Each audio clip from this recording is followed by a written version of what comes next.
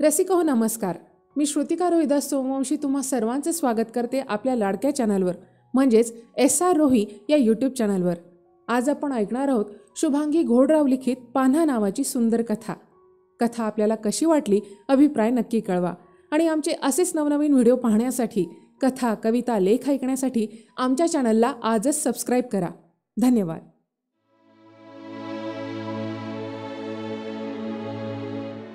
सरस्वतीच्या लग्नाला आता 3-4 वर्ष होऊन गेली होती. त्यांचा संसार सुखाचा आणि आनंदाचा चालला होता. घरात कमी होती ती फक्त बोबडं बोल बोलणाऱ्या बाळाची. एके दिवशी ती आनंदाची बातमी मिळाली. सरस्वती आणि तिचे पती दोघेही खूप खुश होते. आता त्यांच्या संसारात कशाचीच कमी नव्हती. घर सगळं आनंदानं भरून गेलं होतं. पण असा आनंद नियतीला बघवेल तरी कसा? दुधात मिठाचा खडा पडावा असं त्यांच्या आनंदात दुःख मिसळलं आणि त्यांच्या आनंदाला दृष्टच लागली जणू. सरस्वती 5 महिन्यांची गरोदर असताना जिन्यातून खाली येताना तिचा तोल गेला आणि त्यातच तिच्याशी पोटातून गप्पा मारणारं बाळ शांत अबोल झालं. डॉक्टरांकडे गेले, काहीच उपयोग झाला नाही आणि त्यातच भर म्हणून डॉक्टरांनी वाईट बातमी दिली. सरस्वती आता पुन्हा कधीच आई होऊ शकत नाही.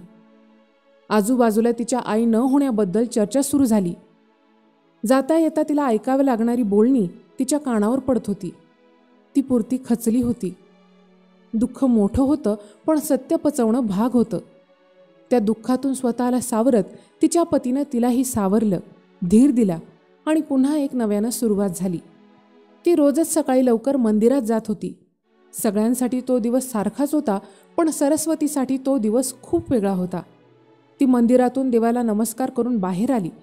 नेहमीप्रमाणे प्रदक्षिणा घालत असताना तिला मंदिराच्या पाठीमागं दवाखान्याच्या पांढऱ्या सुती कापडात गुंडाळलेलं अगदी 8-10 दिवसांचं बाळ दिसलं. बाळ कुणाचं म्हणून ती त्या बाळाला हातात घेऊन फिरत होती. दिसेल त्याला विचारत होती. बाळाचं रडणं थांबत नव्हतं.